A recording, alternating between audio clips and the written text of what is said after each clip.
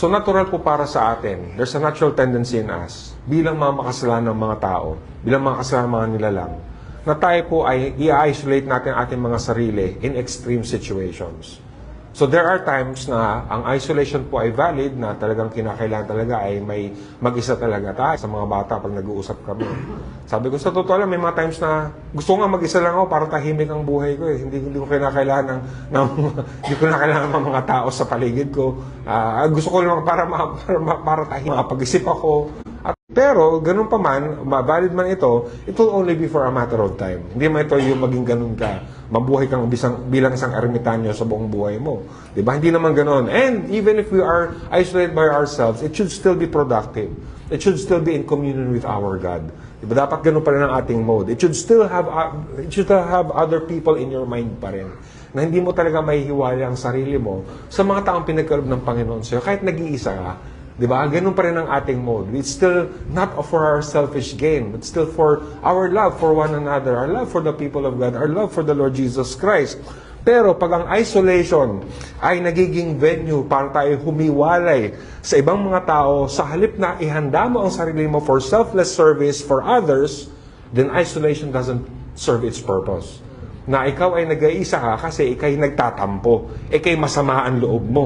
Diba? Ikaw ay meron kang agenda at ayaw mong pakialaman ka. Yun ang problema. Pag nag-isolate ka, kasi yun ang nasa isip at puso mo. Kasi ang ating Panginoon Kristo ay hindi ganyan. Hindi niya hiniwala ang kanyang sarili para maging selfish siya. He was in communion with the Father, knowing that one day He will die for His people's sins. And I believe that is an important pattern din para sa atin. Pag tayo po ay nag-iisa, or pag tayo nagsasabi, it is still for the glory of our God. And so we can see that that is the model, that is the pattern that we have na sinet ng ating Panginoon.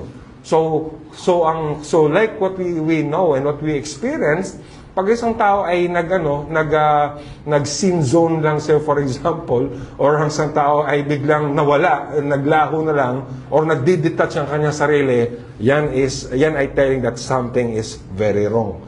Dahil hindi ganyan ang totoong Kristiyano. Hindi ganyan ang ginagawa ng isang totoong mananampalataya. May niluluto yun pag ganun. May niluluto yan at ayaw niyang pakialaman siya sa kanyang yung binubro niya, yung kanyang niluluto. Kaya ganun po ang tao. Pero hindi po ganun ang isang mananampalataya. We shouldn't be like that. So I have entitled our message, Unity in Church is not an option but a blessing. Ang pagkakaisa sa iglesia ay hindi opsyon, kundi pagpapala. So, gaano ba natin talaga nakikita ang bawat isa bilang bahagi ng bawat isa?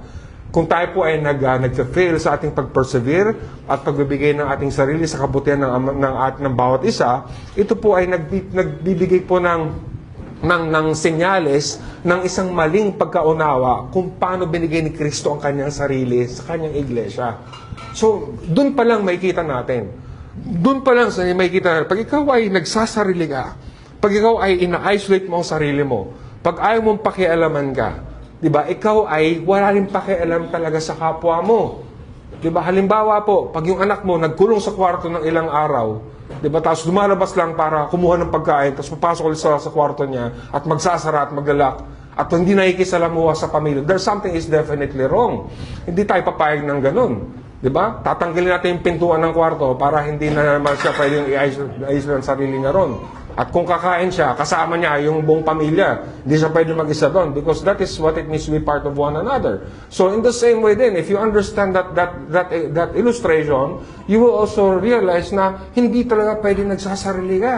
Hindi pwede ikaw ay wala kang pakialam sa kapwa mo, sa iglesia mo. Ikaw ay may niluluto lang talaga or nagtatampo ka or masama ang loob mo. Pero hindi po tayo dapat maging ganyan. Tayo po dapat bilang mga Kristiyano ay dapat mag-persevere tayo against the temptation to isolate ourselves, to spare ourselves the trouble and hassle of engaging with each other dahil ang ating Panginoon ay hindi ganyan. So nawa ay maunawaan po natin na ang ating pong pagkakaisa bilang sa iglesia ay hindi po ito option or choice para sa atin. It is a blessing of grace na tayo po maging kagaya ng ating Panginoon Kristo. Diba? So for example, when you get older, pagka kayo po ay naging isang magulang na, hindi mo ma-realize, hindi mo kayang isipin na wala ka dun sa pamilya mo eh. Marirealize mo when you become a parent that one of the main reasons why you are living is for your family lang talaga. Na yun talaga ang main na preoccupation mo para sa mga taong mahal mo, hindi na talaga sa'yo. Kaya nga pag nagbuhay binata ang isang ama, weird yun. Pag nagbuhay dalaga ang isang ina, sobrang weird yun. Dahil hindi na ang role mo. Dapat ikaw ay nandoon ka na unimaginable or hindi mo maisip talaga na ikaw ay mabubuhay para sa sarili mo. And I believe in a great sense, as Christians, ganoon din po tayo. Dahil we follow the example of the Lord Jesus Christ. We're not living for ourselves. Pag ikaw ay nabuhay para sa sarili mo talaga, pag ikaw talaga ay may agenda talaga, hihiwalay mo talaga ang sarili mo. Lalo na pag nakikita mo na yung mga pangarap mo hindi nag-a-align sa iglesia. So what are you gonna do? You're going to isolate yourselves. You are going to live on your own.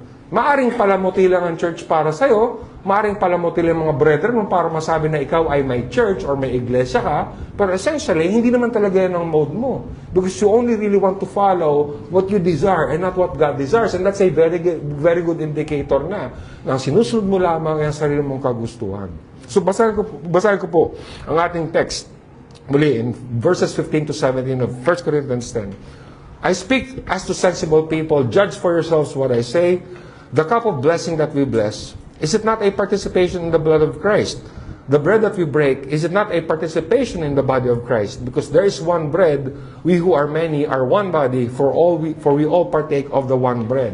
So in this chapter, the Apostle Paul ay nag-warn siya against taking for granted participating in the blessing of God's people.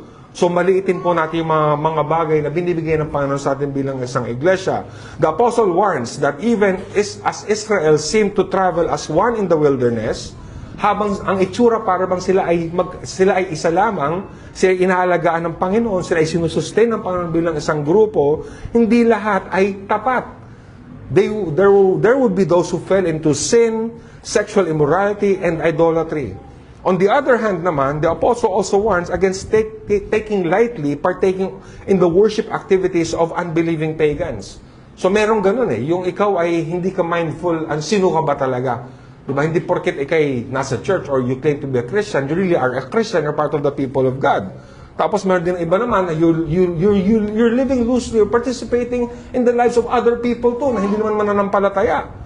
Not that food offered to idols in the context of food offered to idols during that time. Not that food offered to idols or idols themselves or anything, but that their very activity is demonic. It is an abomination to God.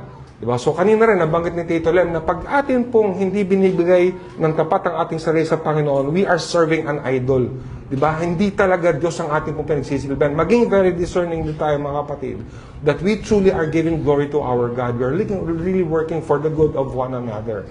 Because if not, there must also be something na aside from that we are doing. At minsan po ay talagang hindi po kinakailangan po talaga natin maging honest sa ating mga sarili. Diba? Whom is it that am I really serving?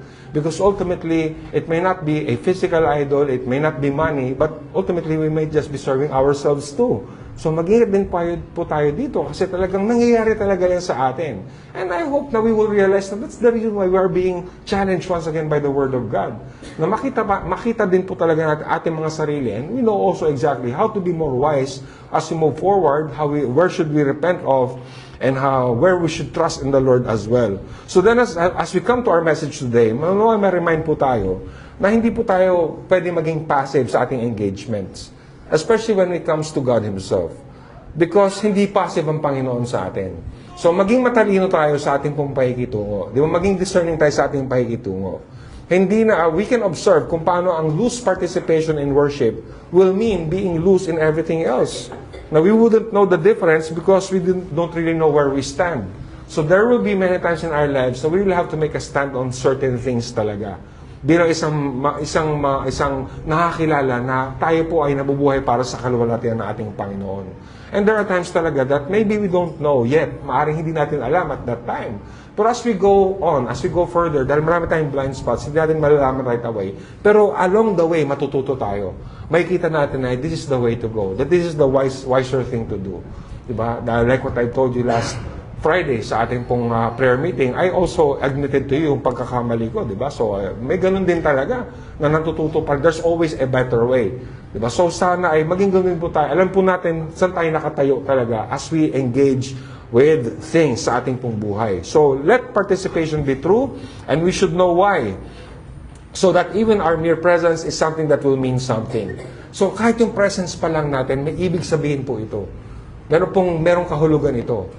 Diba? Kahit yung ating presensya lamang. Kaya nga po yung halimbawa, diba? Kaya sabi natin, that's why even when you're present, let's say in a Roman Catholic Mass, you shouldn't be there. You shouldn't be there because that may mean something wrong. Na kaya ka nandoon, di ba? Because you are endorsing, for example, kinuha ka ng ninong or ninang sa isang binyag. And then your mere presence, there's already an endorsement of what they're doing. Di ba? So, maaring ganun. So, hindi tayo makikisa pag may misa. Kaya nga po nung nasa Baguio kami, nung nakita ko pagising ko, marami ng mga pari sa gilid namin, umalis na kami. Kasi nahiya ako, nakakita kami, natutulog kami sa loob nung Catholic Church kasi antok na antok ako noon. So, joke lang yun. Pero I mean, you get the essence that if you cannot, even your presence in a wrong place cannot be.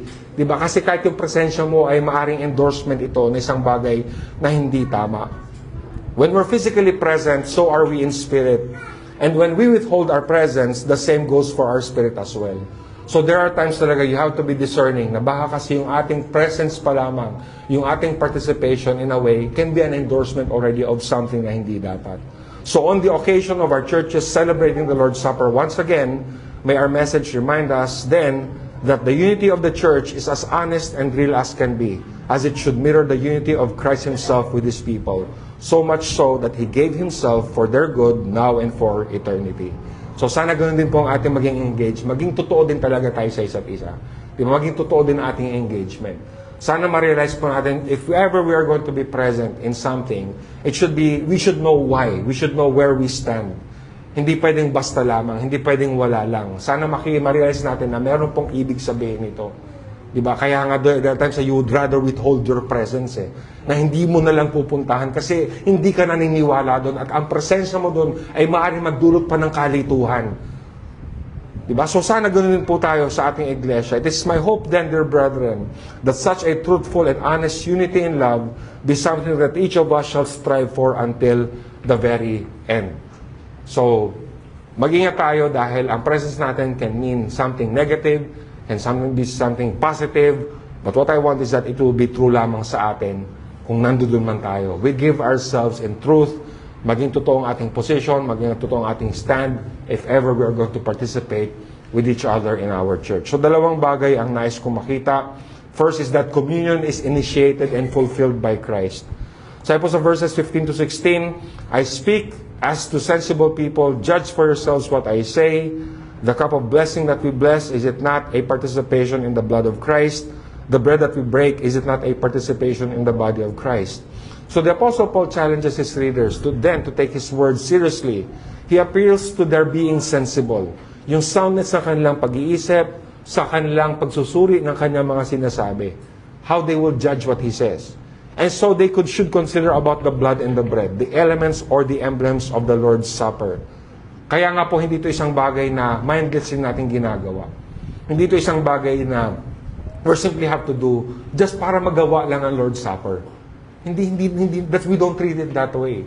When we had a huddle dun sa likod, nung one of these Sundays na we were thinking about admission sa Lord's Supper, talagang nag-brainstorm, although ilang minuto lang yun Pero nag-brainstorm mga brothers noon about what the consequences will be sa gagawin na Lord's Supper na yon. Diba? So parang, kung isipin natin, parang maliit na bagay lang, Parang yan lang. Pero hindi We treated it with seriousness. Na itong maging implikasyon pag itong ginawa natin. Pag hindi natin ginawa, ito yung maging implikasyon. O ito maaaring maging possible na maging resulta pag ginawa natin yan. So panag-isipan po natin maigi yan. Kasi we know the importance of the Lord's Supper. So the sacraments that the Lord Jesus had instituted for the church are loaded with meaning.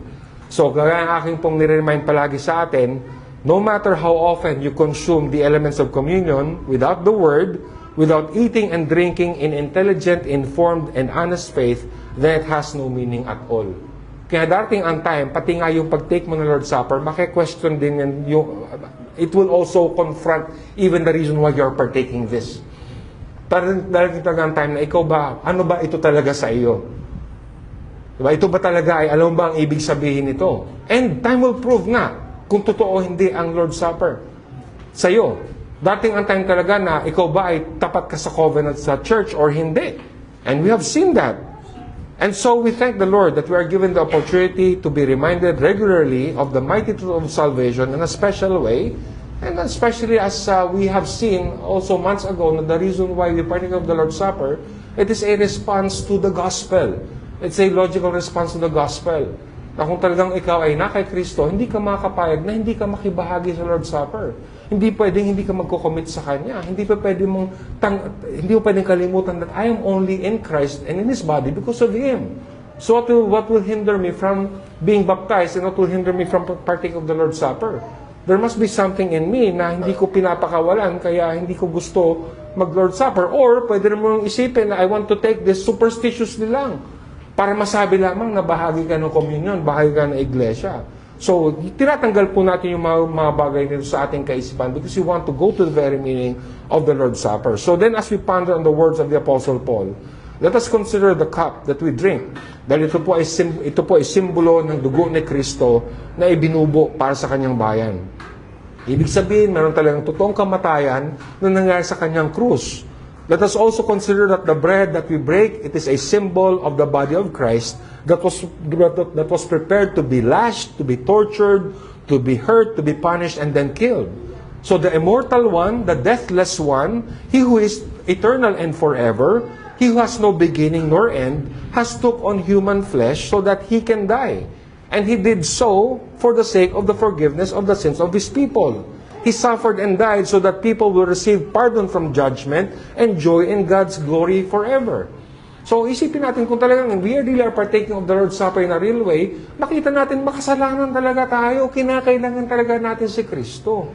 Hindi pwedeng hindi ko makuha, hindi pwedeng hindi ko makuha si Kristo, hindi pwedeng hindi ko siya makamit, binibigay niya ang kanyang sarili sa akin, and I believe I'm a Christian. I want the Lord Jesus Christ. I know that I am hopeless apart from Him. The reason why I proclaim the gospel to other people, because they, like me, are hopeless without Christ. And out of concern, out of love for other people, we would proclaim the gospel because we know ano mangyayari sa mga tao pag wala sila sa Ebanghelyo. Now we say, woe to me if I don't preach the gospel. Not because you're trying to perform, but because you know ano mangyayari sa mga tao if they don't hear the gospel. You don't proclaim the gospel because you have to flex it to other people. Nagpo-proclaim ka ng gospel because you are concerned about souls. Maging sensitive ka sa iyong kapwa. So, alam po natin yung ginawa ni Kristo. Anong nangyari? Alam natin yung incarnation. Pag-usapan mga guys this past week about the incarnation. He came here to die. Dahil wala tayong pag-asa apart from Christ. So how can we take such for granted? How can our participation in this be like of the ancient Israel who simply went with the flow? Sila po ay nag-receive at nag-enjoy ng blessing ng Panginoon as He took them out of Egypt and through the wilderness on the way to the promised land, and yet they lived in immorality and idolatry. Diba? Paano matitake yun na ikaw ay nakikibahagi sa Lord's Supper or ikaw ay, you say that you have been saved by the Lord Jesus Christ, but you continue in sin and idolatry? Diba? Ikaw ay nakatingin pa rin sa sarili mo. Nakatingin pa rin sa magagawa mo. Nakatingin sa kagustuhan mo. And so this should not be for real Christians. Dapat po may totoong abhorrence from sin na talagang pangit ang kasalanan para sa atin, and there should be repentance. And when we say sin, huwag ka na muna tumingin sa kapwa mo, tingin mo na yung sarili mo na lang. Diba? Oy, sister, I hate your sin. Eh, yung sin mo, paano yun? Diba? Paano yung sarili mo? Eh, yun ang dapat mong immortify, hindi yung sin ng kapatid mo, kundi yung sarili mong kasalanan. Eh, so tingnan natin palagi ating mga sarili. Like what I've said before now, kapag tayo po'y dumadaan po sa isang bagay na mahirap, may ina-expose din ito tungkol sa atin. May na-expose na tayo kung tayo ba'y magtitiwala sa Panginoon o hindi. But we cannot live in resentment and bitterness towards anybody because there's always trust in the Lord will trump everything else. Diba? Dapat dun tayo nakatingin sa pagtitiwala natin sa ating Panginoon. Kesa yun po yung mga bagay po na mahirap na pinagdadaan. Totoo naman, legit naman. We get that.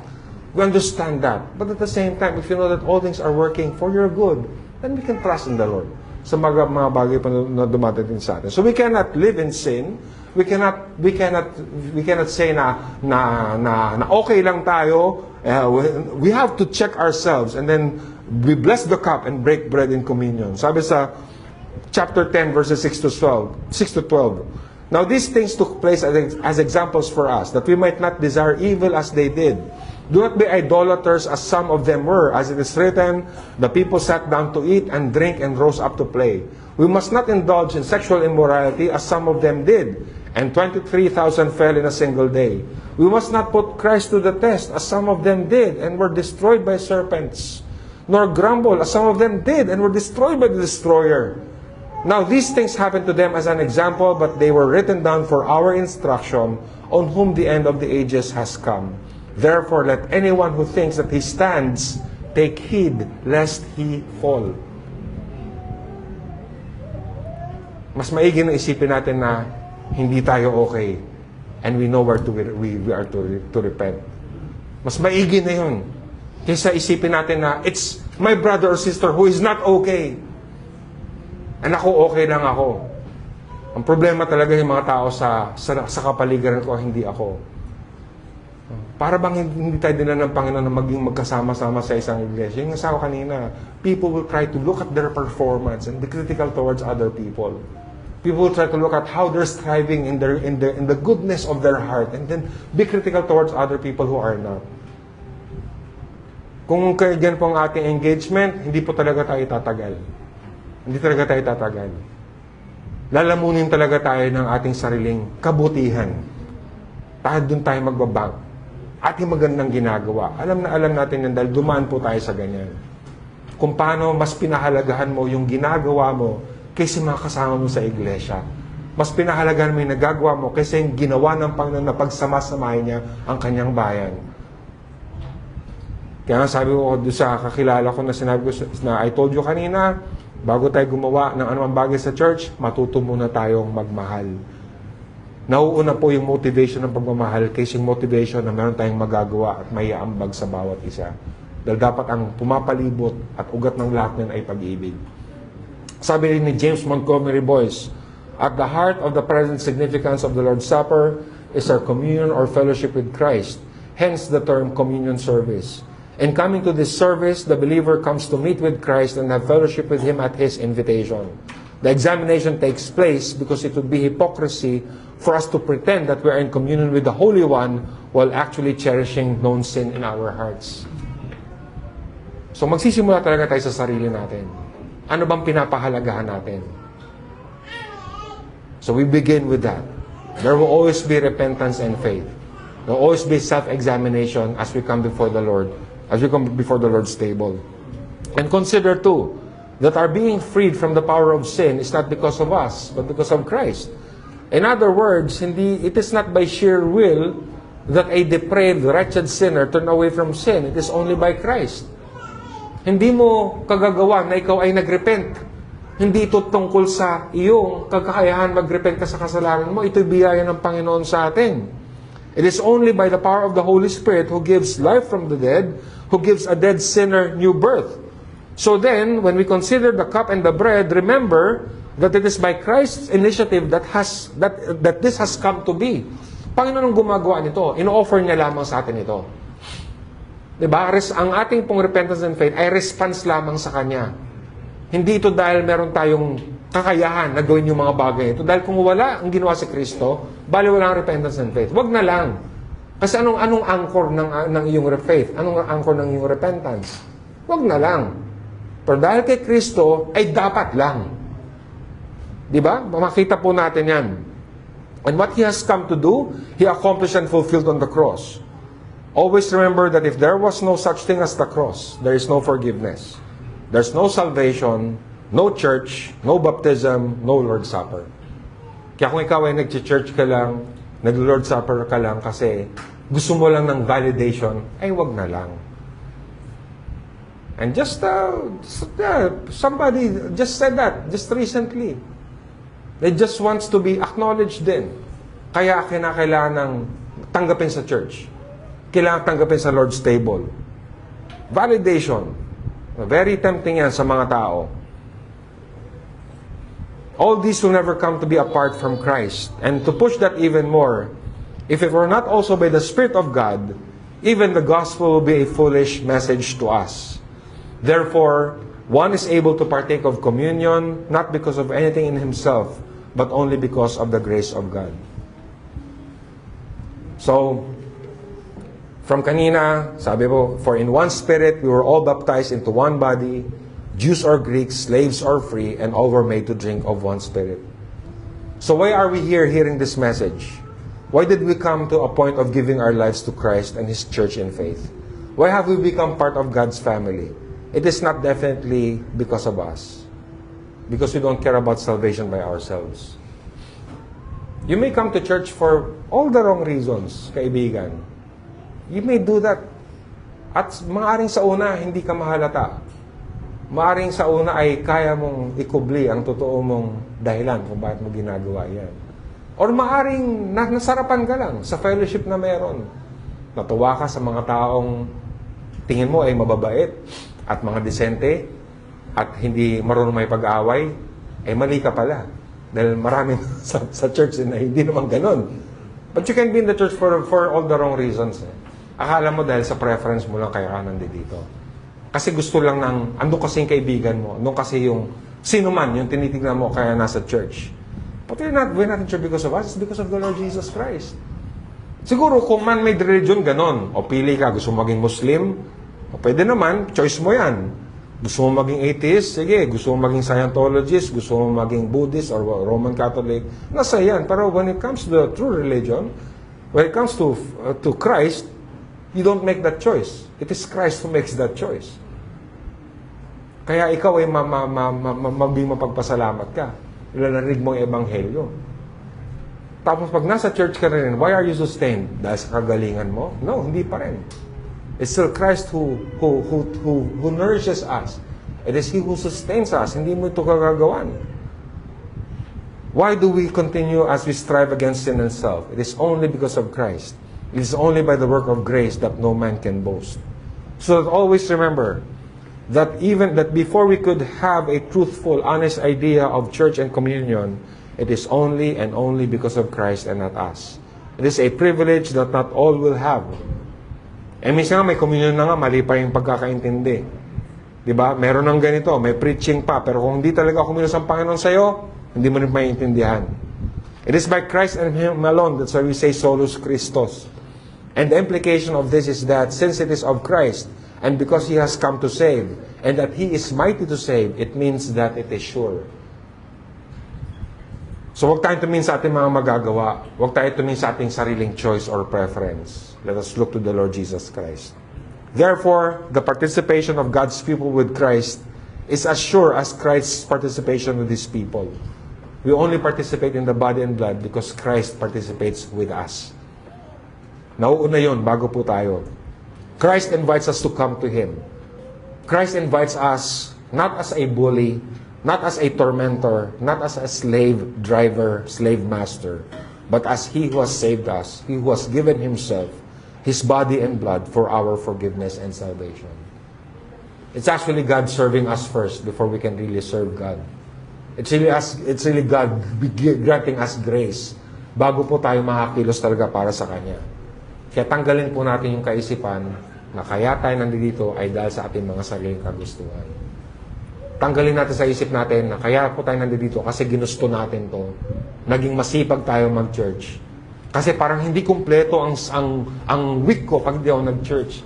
Kasi namimiss ko lang yung mga tao sa church, hindi ng pangunahing dahilan.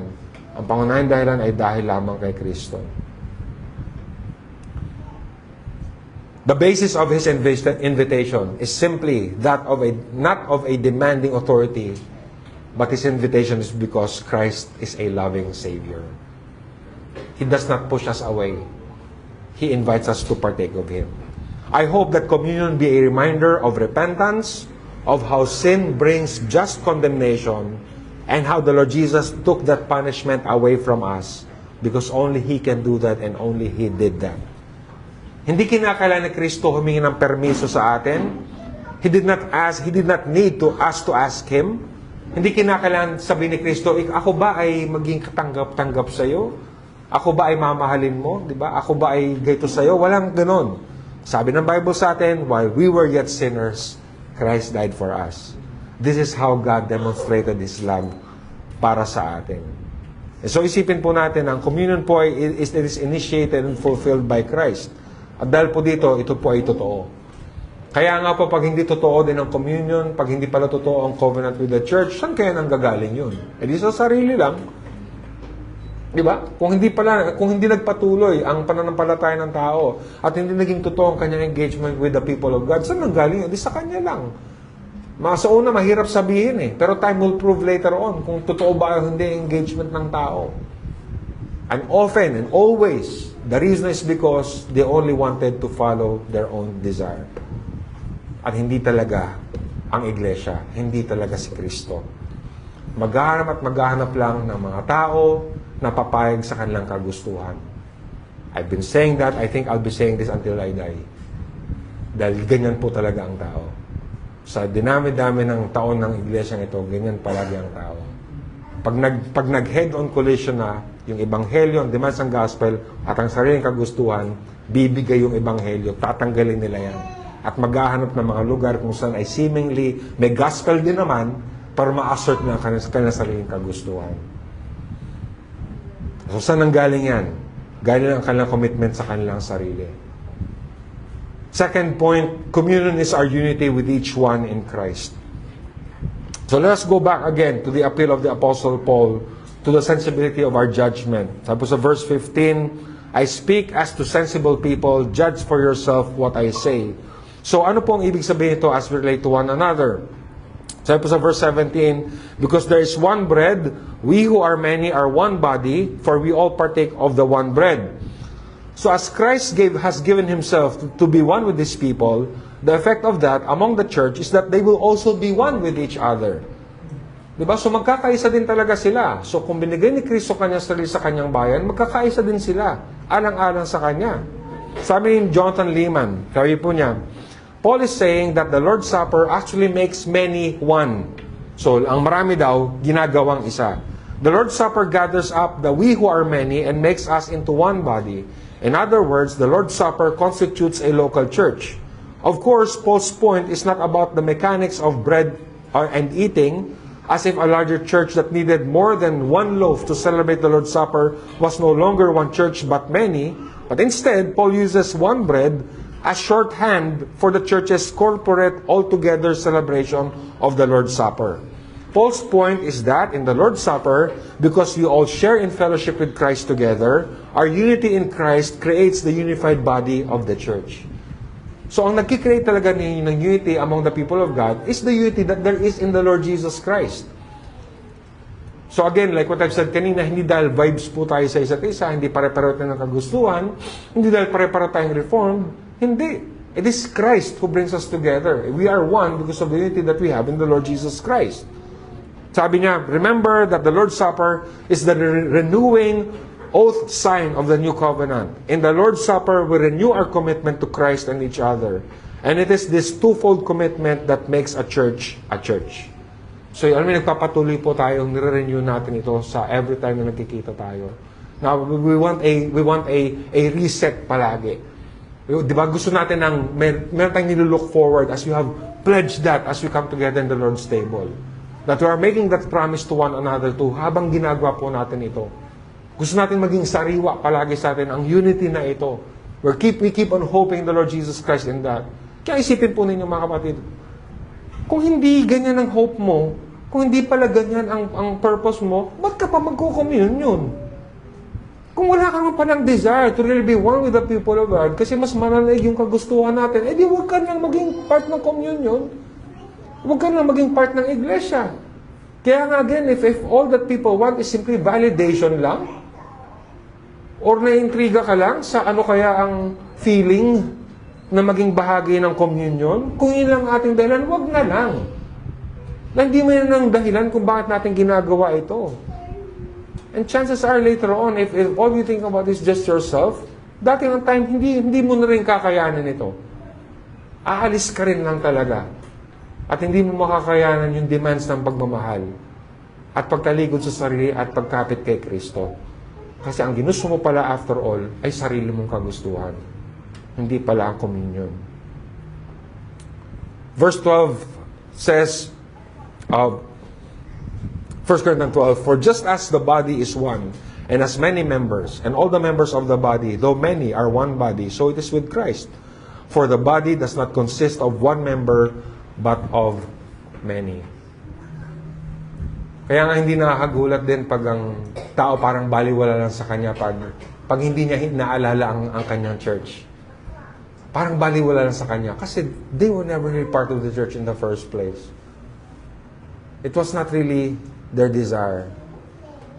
Pero if we are in the Lord Jesus Christ, if we really understand that we are one with each other, then this is the effect of what Christ has done when He gave Himself for the good of His people. If Christ's communion with His people is sure because of Him, so is the communion of Christ's people sure because of Him. And this communion, this relationship shall be unlike any other relationship in the world. It shall be true, heartfelt, loving towards one another in a real way. That's why verses 25 to 27 of 1 Corinthians 12 says that there may be no division in the body, but that the members may have the same care for one another. If one member suffers, all suffer together. If one member is honored, all rejoice together. Now you are the body of Christ and individually members of it. Like what I've said kanina umaga, walang kapikampihan, walang grupo-grupo, walang ganun sa loob ng iglesia. You have to have the same care for one another. Magkakaramay sa lahat ng pagkakataon. Hindi yung didikitan mo yung mga taong alam mo lang gusto mong marinig, gusto marinig, yun ang marinig mo, kaya doon ka. Or nag-hope ka ng validation sa mga taong to. That somehow, pag nasabi mo na sa isang tao at walang imik, at walang nasabi, somehow ay parang nagiging acceptable yung iniisip mo. Kaya nga, it would take responsibility and discernment din talaga sa atin, even to know how we respond to one another sa mga bagay na pinagdadaanan natin sa buhay. Dapat maging wise po tayo. Sabi ni Jerry Bridges, in our Christian circles, the word fellowship has come to mean little more than Christian social activity. It may mean the exchange of pleasantries over coffee and cookies at church, or the social functions of our high school or campus ministry groups. This is not the meaning of fellowship in the New Testament. In both Acts 2:42 and 1 John 1:3, the New English Bible translates koinonia as sharing a common life. This is the most basic meaning of koinonia, or fellowship. It is sharing a common life with other believers, a life that, as John says, we share with God the Father and God the Son. It is a relationship, not an activity.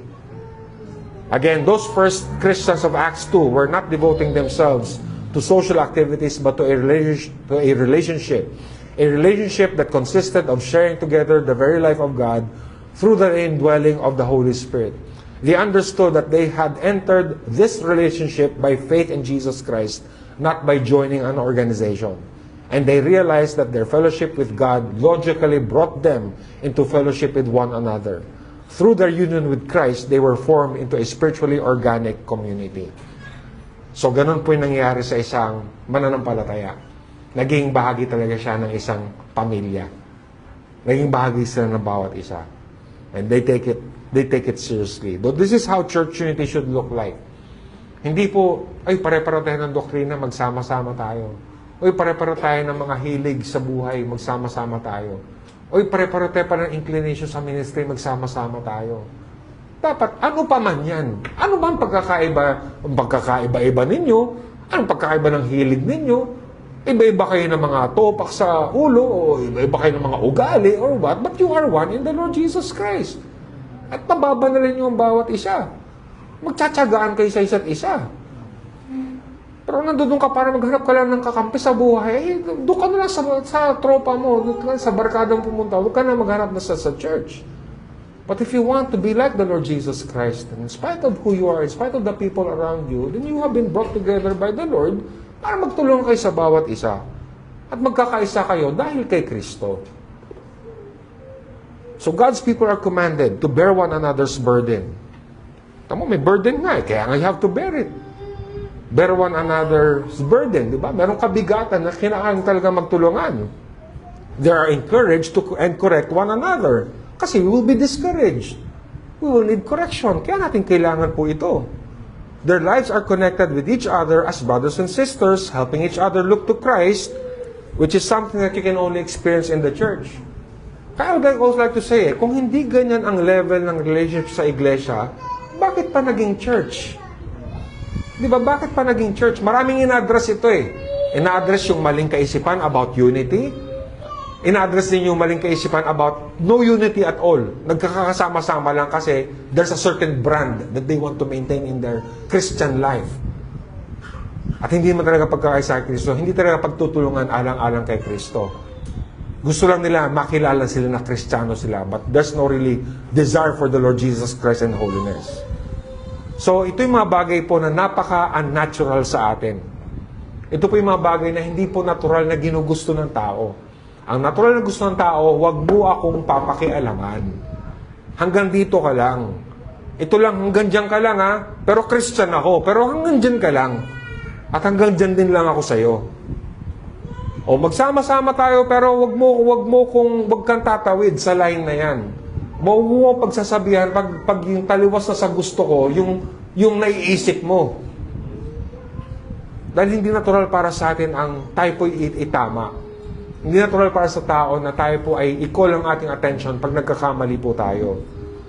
At kahit po sa ating panahon ngayon, kahit sa loob po ng pamilya, lahat ng tao ngayon ay kanya-kanya na. Bawal ng pagsabi ng bata kasi may mental health. Baka magpakamatay. Huwag nang pagsabihan. Hayaan mo na siyang mamatay sa kasalanan niya.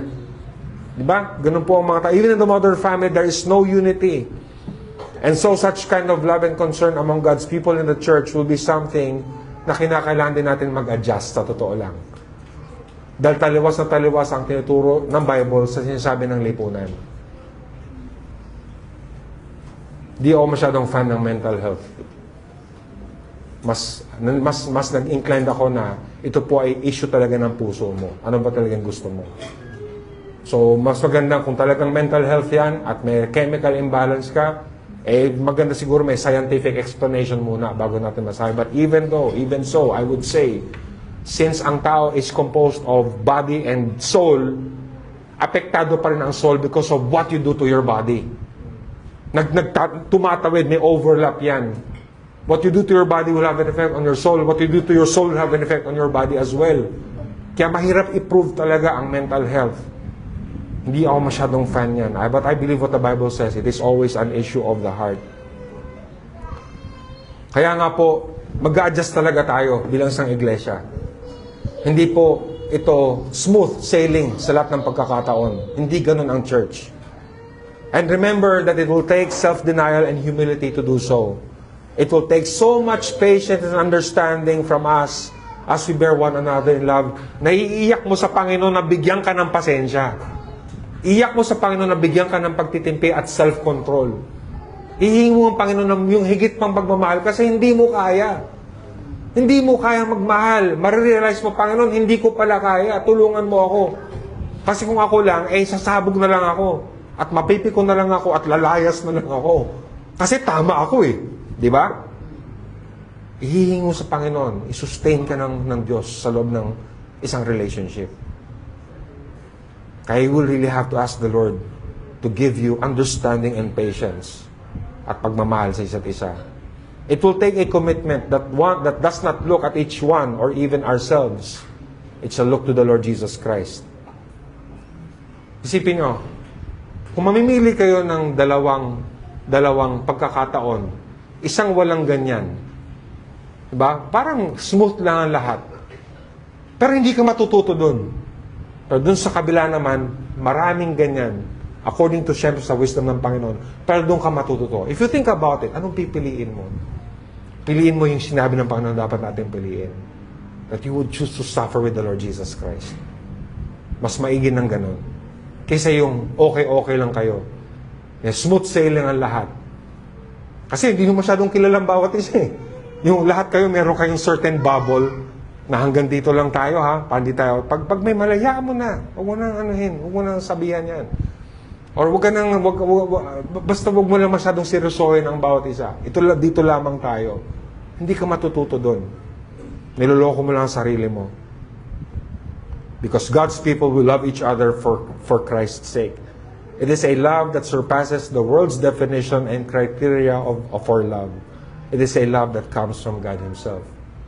Kaya yan po yung magiging theme ng Singles Fellowship about love is not what you think it is. Dahil gusto po natin makita ang pagmamahal according sa definition po ng Bible. Romans 5:5 says, "And hope does not put us to shame because God's love has been poured into our hearts through the Holy Spirit who has been given to us."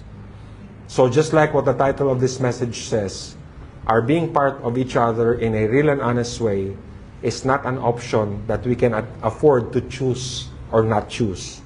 Rather, it is a blessing that we are thankful for. The venue where Christ's love is experienced, given, and received shall be found among those who have committed themselves to one another in a covenant community, which is the local church. Isang commitment po na totoo. Isang commitment that will choose to stay committed even if it hurts. It is a commitment that will choose to stay kahit hindi komportable sa iyo. Ika nga ng isang ex-member namin, ang paging part ng church, parang marriage din yan. You will choose to stay no matter what. Ganun din ang marriage, di ba? Na, sana, I hope, di ba? Ganun ba understand yung marriage? I hope ganun understand yung marriage sa inyo. Na pipiliin pa rin natin na kasama ang ating asawa no matter what. We say, till death do us part. So as a church, it would be us who would see the strengths and weaknesses of each one. And so it would also be us who would be able to encourage and help each other that not even your most well-meaning non-Christian friend or relative can ever do to you. If there would be anyone who would be committed to the eternal good of each one, as I always say, it would be us. Through thick and thin, through the most difficult times in this earthly journey, we must stick with each other until the very end. And it's not so just easy to say, brothers and sisters, na, kasi mali naman yung take ng kapatid ko na yun. Ito kasi talaga yung tama, yung position ko. How do you know? Paano mo nasabi? How easy it for us to say na, at least mali yung opinion niya, mali yung kanyang kagustuhan, mali yung experience, or baka sa kanya nag-work yan, sa akin hindi. How can you really know? Nasalit na tayo po ay ipanalangin natin, salit na pag-isipan natin na baka may tama yung sinasabi niya, dahil lang taliwas sa gusto natin, i-dismiss natin na mali agad yan. How do we really know? Are you better than other people? Are you better than your brother or your sister? Sana mataas ang tingin natin sa ating mga sarili. Bakit natin hindi bigyan ng pagkakataon na baka nga naman tama siya? At baka naman talagang meron siyang wisdom na hindi ko nakikita. Baka may anggulo siyang napapansin na hindi ko nakikita. And why am I easily angered when ideas clash? Because if you really are right, like what we also tell our children, kung tama ka talaga, hindi mo kailangang ipilit yan eh. Mas maging kalmado ka pa nga, mas kaya mo maging mapanatag ka, dahil tama, kung talagang tama ka, hindi mo kinakailangan sabihin yan. Hindi mo kailangan ipilit. So the same also it is with us. Sabi sa John 3:13 rather, 34 to 35, "A new commandment I give to you, that you love one another just as I have loved you. You also are to love one another. By this all people will know that you are my disciples if you have love for one another." 1 Peter 1:22 says, "Having purified your souls by your obedience to the truth for a sincere brotherly love, love one another earnestly from a pure heart." Sana maging challenge sa atin, whenever we are going to dispense love sa isa't isa, sana walang bahid ng anumang pagtingin sa sarili. Sana walang bahid na, "Oy, this will look good on me. Oy, this will make this brother or sister pleased with me." Diba? Sana walang ganun. Sana walang ganun. Sabi mo nga kanina kay Ren said this morning, whether we say something bad or something good to one another, pareho ng pananagutan natin sa Panginoon yan eh. Parehong pananagutan natin yan. Magsabi ka isang bagay na let's say, na displease ang kapwa mo, pananagutan mo yung sinabi mo na masakit or hindi or negative. Pero kahit yung magandang sinabi, pananagutan mo rin sa Panginoon yan. Dahil tumitingin ang Panginoon sa puso natin. So hindi porket maganda yung sinabi mo at natuwa yung kausap mo, tama ka na. Dahil lahat yan ay dadaan sa apoy. Pananagutan natin sa Diyos ang lahat po ng ating ginagawa. Whether you say something or withhold something, you will be answerable to the Lord. Whether you say something good or say something bad, pananagutan natin sa Panginoon yan. Kaya nawa ay magmahalan tayo from a pure heart. Again, this is not natural to us, but let us strive for that. Na maging totoo tayo sa ating mga sinasabi. Maging totoo tayo mula sa ating mga puso. And I hope that this would be a reminder to us who has given ourselves as covenant members of this church. Na yun po yung maging resolution natin. Minsan, tinatanong ko si ChatGPT, something to evaluate me. Minsan ganun Gusto ko lang marinig yung opinion ng isang AI. And I would add, walang flattery Bigay mo yung honest assessment mo sa akin So kung si ChatGPT, tapos makikita mo, may sound test yung sinasabi ng machine. Nang-try nyo na ba yun? Tanong sa si AI na maging honest sa kanyang opinion about what yung take mo. Ano ba yun? Oo nga, tama nga naman siya. Tapos sabi ng ChatGPT, wala naman sa pambobola pero ito talaga yung nakikita ko sa'yo. Meron talagang ganun. Tapos bigyan mo ng honest assessment nga sa ginawa kong yan. Ito yung strength niyan, ito yung weakness niyan. Ang galing. Mas honest pa sa tao Pero sana, pag tayo naman, mas honest pa si ChatGPT sa bautism. Maging honest tayo sa isa't isa, mga kapatid. Di ba? Maging totoo tayo sa ating mga sinasabi. So let it be a challenge to us even more, as we shall surely have to face situations that will put our love to the test.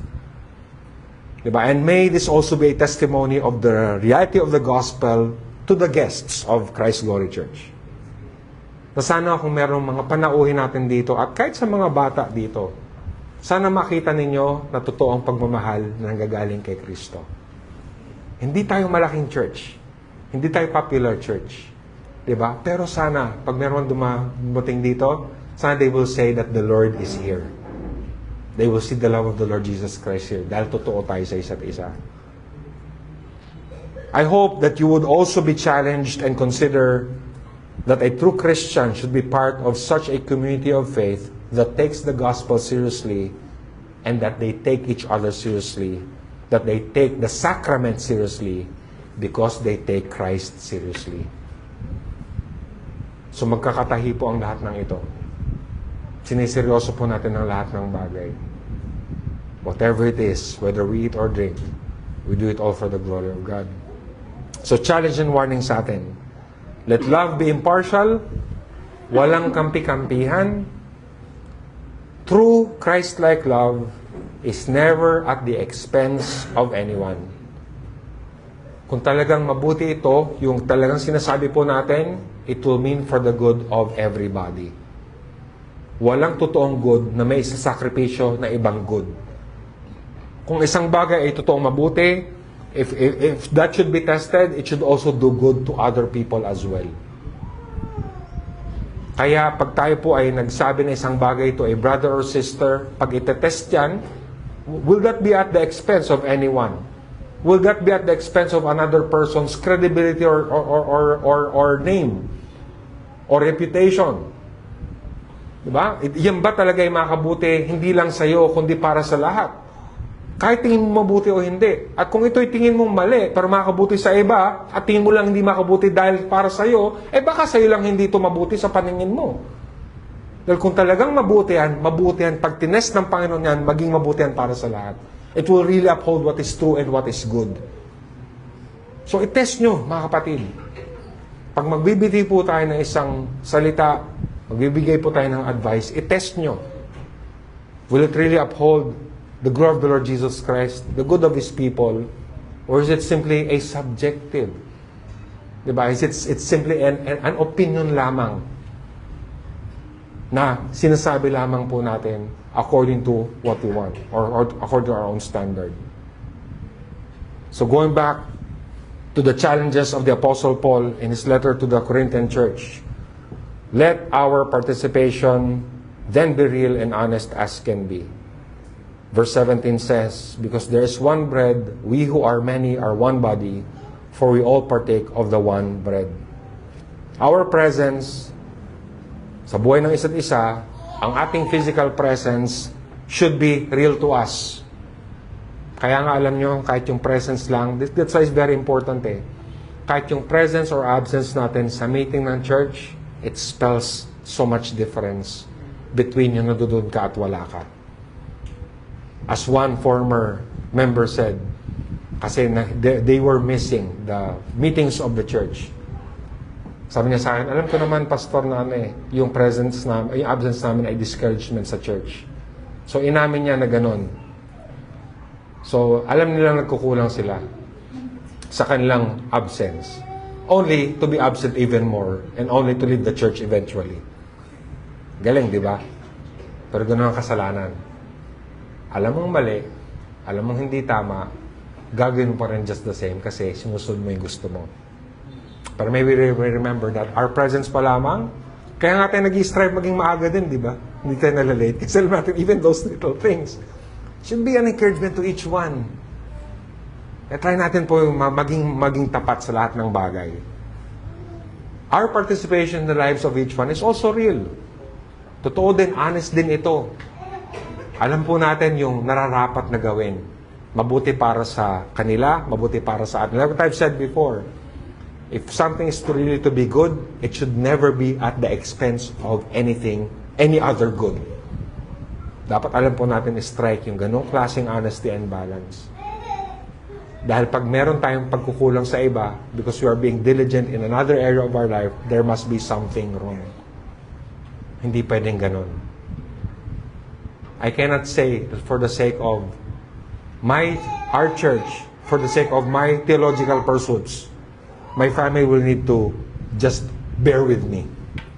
At antayin na lang nila ako. At di baling magdildil ng asin yung pamilya ko. Kasi meron akong theological pursuit sa buhay. Sinasabi ko dahil totoong nangyayari yan. Di ko alam kung tamad lang ba yung pastor na yun or mas mataas lang talaga ang pangarap na pababayaan yung pamilya, but it is really happening. In the guise of something good, others good are also already suffering. So hindi dapat ganyan. Ang ating participation sa bawat isa ay totoo because we love Christ and we love each other in Him. So in conclusion, we still have to work a lot in terms of the reality of the Lord's Supper in the practical life of our church. And I think hindi naman matatapos po yung ating appreciation dito habang tumatagal ang panahon. I think dating talaga yung time na sasalain din ng Panginoon yung totoo at hindi totoo. Ano ba talaga ang pagkaunawa natin dito? Ito ba'y tungkol lang sa atin? Ito ba'y tungkol talaga sa pagmamahal? Or meron lang tayong certain need at a time that we just want to satisfy? Is it simply an itch that needs to be scratched? Is it simply a desire that needed to be fulfilled at a certain time? Or is it really about Christ and striving with each other to the very end? Kaya nga po tayo nagpapasalamat sa Panginoon for the opportunity for us once again to be thankful for Christ's loving sacrifice as we remember Him. A sacrifice that shows His union with His people, that makes them one with each other as they are one in Him. Kaya on the occasion of the Lord's Supper, especially now, this will be the very first time then for me as a father, nakasama ko yung aking bunsong anak para mag-partake ng Lord's Supper nito. It is my joy and privilege, brethren, nakasama ko kayo dito. Nasabay-sabay din po natin naunawaan ng Lord's Supper habang tumatagal ang panahon. Naging totoo din sa atin ito, yung pagmamahal natin sa bawat isa. Kung paano ang nangyayari, minsan hindi ko na rin alam eh. Minsan hindi ko alam talaga paano nangyayari yung mga bagay na nababasa po ninyo sa Bible, mga pinag-uusapan po natin, mga narinig sa pulpit, kung paano naging totoo sa inyo eh. Nagugulat na nga lang din ako when you live it out in your life. And when you speak that, when we have meetings. Yung wisdom na meron po kayo, pag kayo nagsishare ng yung mga insights, namamangha din ako doon. Kung paano nangyari yun, biyaya ng Panginoon yun sa ating bilang iglesia. Yung klase ng pagmamahal na meron po kayo, lalo nung narinig ko yung sinabi tungkol kay Heather last Friday sa ating prayer meeting, that was really very humbling to me. Sabi ko, paano naging ganun ang church? Hindi ko rin alam paano naging ganun. Kung paano kayo naging ganun. Mabiyaya ang Panginoon sa atin. Kaya once again, brethren, it's my privilege to partake of the Lord's Supper with you. And may we continue to do so. Sana when we proclaim the gospel, it's not simply the message of the gospel, but it's the message of the gospel as it has touched our lives. Yung pagmamahal na meron po tayo sa isa't isa bilang ebidensya ng ebanghelyo. Sana din po makita ang katotohanan ng gospel sa atin. Hindi lamang yung objective message lamang na ito. Like I've always been saying, brethren, Hindi ako naniniwala na simply proclaim the gospel, yun na, that's all we have to do. It has to be in every area of our lives. In word or in our deed, in every means na possible. Mas doon dapat natin nakikita ang katotohanan ng Ebanghelyo. It is a message that we will have to proclaim and live until the Lord Jesus Christ comes again. And that can never be apart from the unity that we have in the local church. So magsimula sana sa pagmamahal, na din na tayo ni Kristo magkakasama sa alang-alang sa Ebanghelyo, na siya din tayo pong ipapahayag at ating pong ipamumuhay. And so at this point, it is my joy to invite my daughter, si Heather, to partake of the Lord's table for the very first time. So anak, salamat sa Panginoon that you are with us, na kasama ka namin dito. And as your dad, I know it's just the beginning. Marami tayong sasagupaing kasalanan along the way. Marami pa itong mga sermonan at marami pa itong mga pangaral. Maraming ma-expose sa ating anak, di lang sa pamilya but even as a church. But I know that if you really are in the Lord Jesus Christ, He will take you through. He will see you through. And maging means ng grace ang church natin for your good. Ikaw rin ay maging blessing din sa Christ Glory Church. Yan. So welcome, anak, sa Lord's table. Hindi na tira-tira ang kakainin mo. Hindi na yung mga leftovers. We will be partaking of the main meal na with the church. And I am thankful to the Lord for that. Sige, tayo po yung manalangin. Let us pray.